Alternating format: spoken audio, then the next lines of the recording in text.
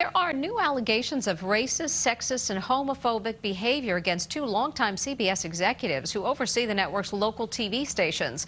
A former reporter here at WCBS says he was bullied and discriminated against for being a gay black man.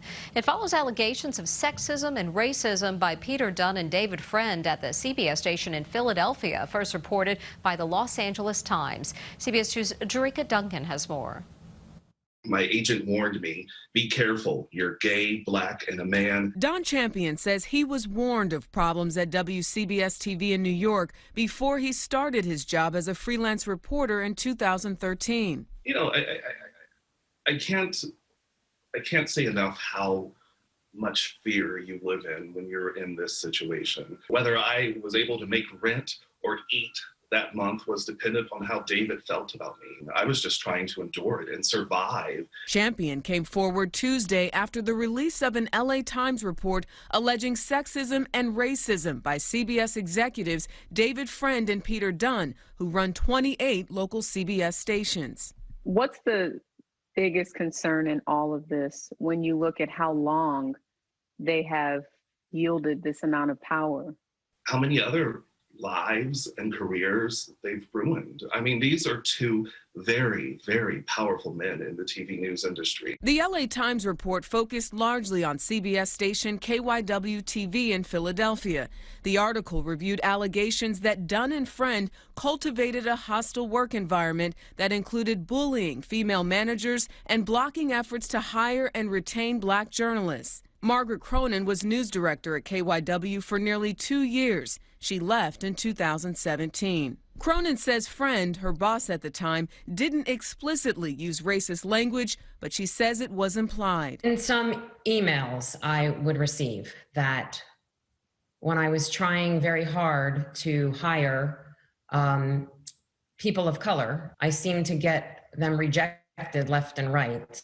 And I would get emails that say, he can't talk or he can't write. Cronin told the Times that Dunn reportedly took aim at veteran anchor Yuki Washington, calling him just a jive guy. Do you think Peter Dunn and David Friend are racist? I don't feel comfortable coming out and answering that. Do you think they should be fired? I believe they should no longer be running the CBS television station division. What about the dozens of people who've been impacted by decisions made at the very top who will never get a chance to be Yuki? My heart goes out to them. Last night, an emotional Washington, who has been at KYW more than 30 years, thanked his supporters. My mom told me as a kid that there is strength in numbers. It's still true. We all have the power to create change, and we can do it together. CBS internally investigated Dunn in 2019. In a statement to the LA Times, the company said senior management at the time addressed the situation with him, but had not had new complaints since then. Earlier this week, CBS announced Dunn and Friend are on leave pending a new third-party investigation, adding CBS is committed to a diverse, inclusive, and respectful workplace. In a news statement Tuesday, the company said all concerns presented will be considered in the new investigation. When you hear of people now in powerful positions at CBS saying we are about diversity, we respect everyone, what do you make of that? I have watched from the outside at the changes at the network level, and I certainly applaud that. But everyone in the TV business knows that from the local news level, this was a reckoning that needed to happen. Now, Friend previously told the LA Times that he has a strong track record when it comes to hiring, supporting, and placing women and people of color in important roles. He also tells CBS News that Champion's accusations are based on nothing but conjecture. Friend offered Champion a staff job at CBS in late 2019, which Champion did acknowledge.